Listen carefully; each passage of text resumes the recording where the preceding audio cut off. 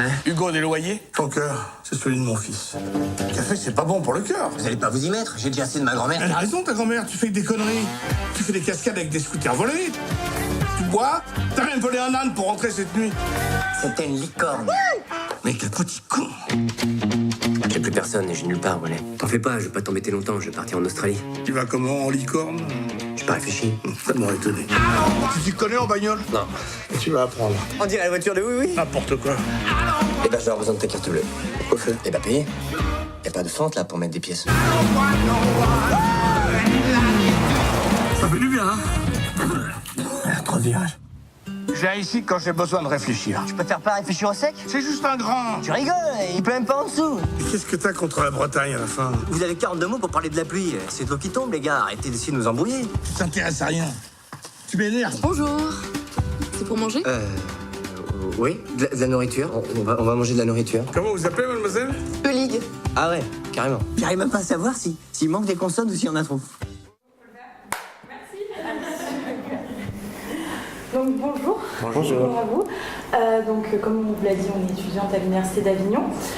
Et donc pour commencer, en première question, est-ce que vous pouvez en une phrase nous décrire le film, nous donner envie d'aller voir le film? Comme c'est des jeunes, c'est lui qui va parler.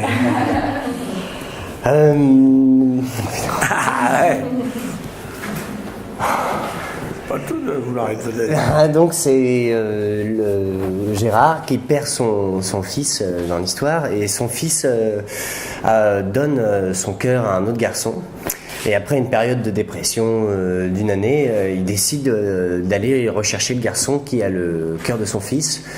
C'est un moyen pour lui de repartir sur les traces de son fils qu'il n'a pas connu. Et finalement, il tombe sur ce garçon qui est incontrôlable. Et tous les deux, ils vont se lier, et ils vont établir une relation lui va retrouver un fils qui finalement il n'a jamais connu avant, et il va commencer à devenir un père à ce moment-là.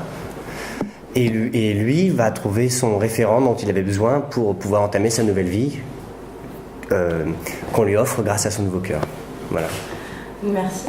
Comment vous est venue l'idée de ce film?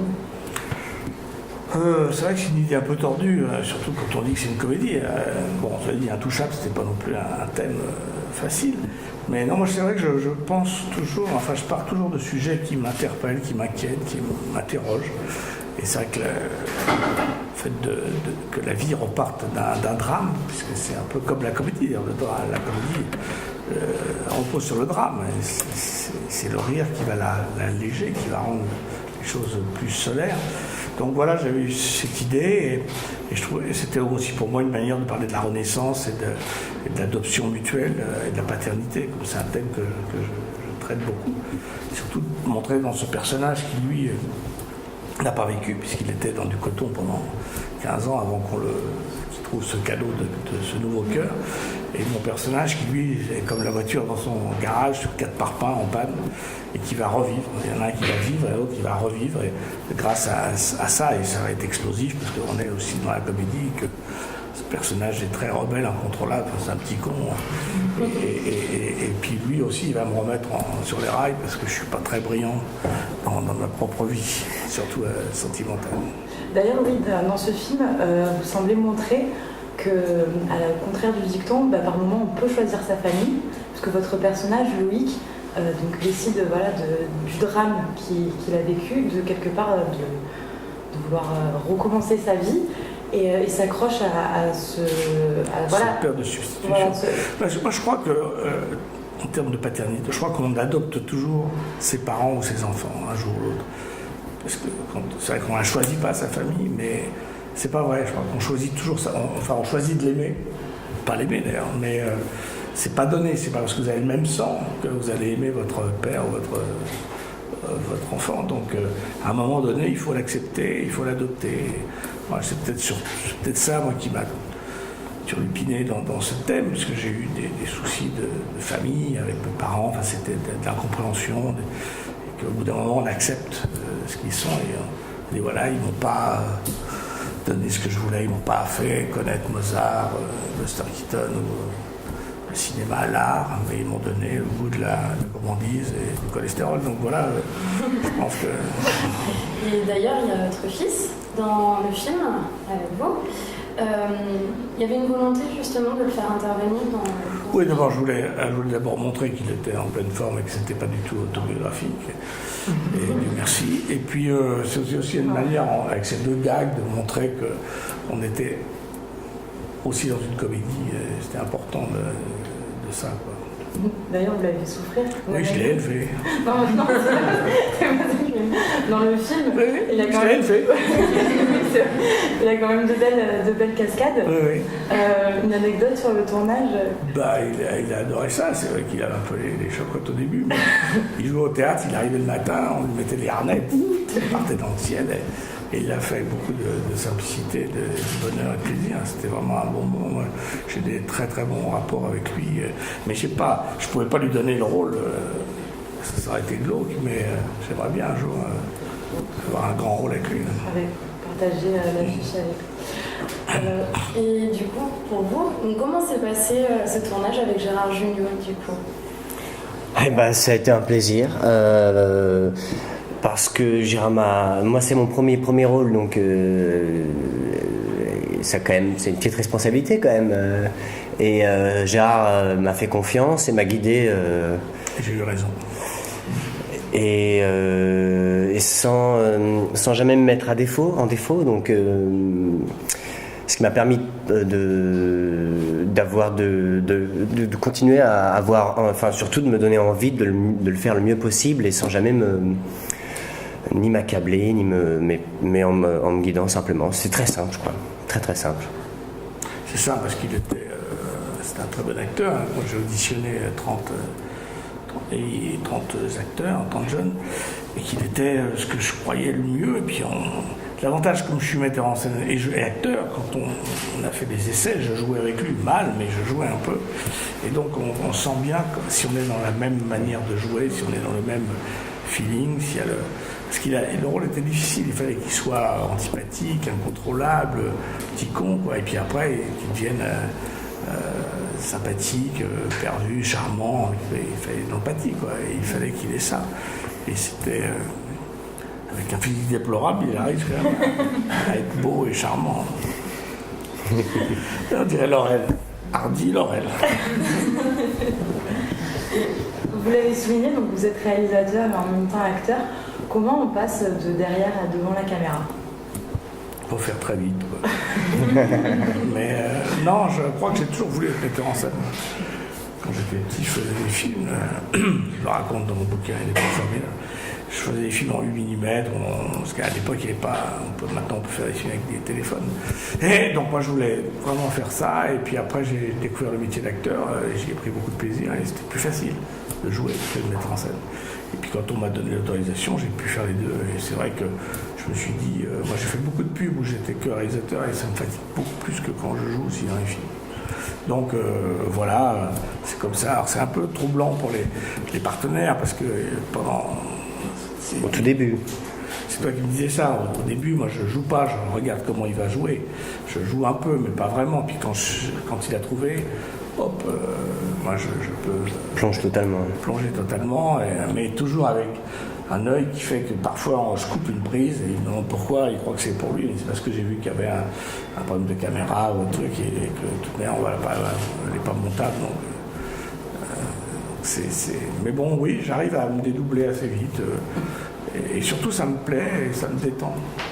Ça me détend d'être aussi acteur, parce que je prends toujours le même exemple, j'ai déjà dit, d'être le capitaine d'une équipe de foot qui joue avec ses joueurs plutôt que d'être sur le banc de touche où on se bouffe les couilles. On a envie de... Oui, pour ceux qui en ont plutôt. C'est moi, mademoiselle. Aussi. Vous avez souligné que donc, vous avez réalisé des pubs et dans ce long métrage, il y a plusieurs scènes où il y a une publicité redondante et aussi au début on peut voir la référence à une publicité de voiture avec Ella. la voiture, Elle, les options, voilà, le elle. Oui, mais ça, c'était. Je sais pas quelle voiture a ça d'ailleurs. Je sais plus. Je sais pas, parce que je sais qu'on a eu des soucis, parce que comme je défonçais une bagnole, il fallait pas que ce soit un garage Renault. Donc les gens sont très. Et puis Audica, c'était une manière de. On a dit qu'il fallait placer ce produit, je l'ai placé comme ça, je sais pas si ça va leur plaire. Mais ça m'amusait que. C'est un peu. Le problème de la télé, moi je regarde, à chaque fois que je tombe sur la télé, c'est le drame d'Orvaux avec un mec avec des pieds de biche, ou la famine au Somalie, ou une pub pour la constipation occasionnelle, ou les couches. Donc du coup, il n'y avait pas une envie, peut-être une volonté de, je sais pas, alors c'est peut-être moi qui suis allée trop loin dans l'analyse, de peut-être pointer du doigt la société de consommation et de dire, parce qu'au final c'est un film simple, enfin, vous profitez de bonheur simple tous les deux, et peut-être de dire que le monde va vite et il faudrait peut-être se ralentir et profiter des choses simples. Je crois, oui, il y a ça aussi, bien sûr. Oui, il y a ça. Merci. Et du coup, pourquoi ce choix de la Bretagne? Parce que c'est beau. Non, je voulais opposer le sud, la Méditerranée, et puis l'Atlantique, l'océan, et puis montrer que là où ça se passe pas très bien, c'est au soleil. Et quand ça va un peu mieux, c'est sous la pluie. Puis j'ai passé des vacances en Bretagne, j'ai une maison dans le sud. Je connais ces deux régions, je voulais les opposer. D'accord, très bien. Pas les opposer, les comparer. Oui, bien sûr, comparer la Bretagne et le sud. Bien sûr. Pour une fois qu'on peut passer la parole. Alors, moi, je suis chercheur sur les publics du cinéma. Et notamment, un des aspects de ma recherche, c'est de parler de ce que j'appelle les films fétiches. Et ces films qu'on regarde 10, 20, 30, 150 fois. Et les films qui reviennent souvent, c'est des films où vous êtes beaucoup au casting, sur Les Bronzés, sur Le Père Noël et les Fines Ordures, sur Buffy et la Résistance. Qu'est-ce que ça vous inspire? Qu'est-ce qui fait qu'en fait ces films-là marchent plus que les autres dans une carrière de spectateur? Est-ce que vous-même, vous avez un film que vous avez regardé 10, 20, 30 fois? Oui, mais moi je suis très fier du fait que ces films-là ne soient pas morts. Il y en a beaucoup qui meurent, même des films qui avaient beaucoup plus de succès à l'époque. Non, c'est une chance, c'est une fierté, mais je ne peux pas l'expliquer. Vous savez, quand vous faites un film, c'est pas chouette de faire un film. On essaye de faire les films les mieux possible, et puis ils rencontrent le public ou pas. Les choristes, c'était un truc très, très curieux, par exemple. Je ne pensais pas qu'on ferait les choristes aussi est cité, ce triomphe absolu grâce à la musique beaucoup. Mais non, je ne sais pas. C'est vrai que c'est des films qu'on commence à regarder, puis hop, comme La Grande Vadrouille, ou à l'époque c'était La Partie, même si ça lie un peu, mais bon, il y a des films comme ça, comme Les Tontons Flingueurs, des films que c'est peut-être des bons films. Et vous, de votre côté, est-ce qu'il y a des films que vous avez regardés de 10, 20, 30 et ce que je disais, les films du Splendide, je les ai regardés 10, 20, 30 fois. Mais j'ai aussi regardé beaucoup de trucs genre Indiana Jones, mais c'est parce qu'aussi on est. C'est vrai. Jurassic Park par exemple, ça c'est le film que Star Wars, mais il y a aussi les films français du Splendide. C'est marrant ça. Une culture commune. Ouais, mais en fait c'est ça, c'est notre culture pop quoi. Oui, puis après moi je sais que j'ai des goûts sur certains cinémas français des années 30 ou 40, qu'il y a des Orfèvres de Clouseau, je l'ai dû le voir 10 fois, le Corbeau, tous les films de Clouseau, et puis les films de Belleville, L'Armée des Ombres, c'est des films-là on a chacun ses films fétiches, mais quand ils repassent, je les regarde. Ça fait partie à une époque où on enregistrait des films, vous savez, en VHS. Et ça fait partie de ces films, tu les enregistres, et puis comme ils passent, tu les regardes jamais sur tes cassettes parce qu'ils repassent tout le temps. On les re-enregistrait pour avoir une meilleure qualité, parce que la VHS s'abîmait aussi. Merci. Merci beaucoup. C'est bien qu'il s'implique.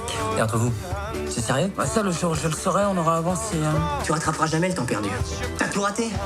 Ta vie, ton fils. Je sais ce que tu penses, mais c'est pas ton fils. Je sais. On the road again. Bernard Lavilliers, les années 80. Chouette, de la musique médiévale.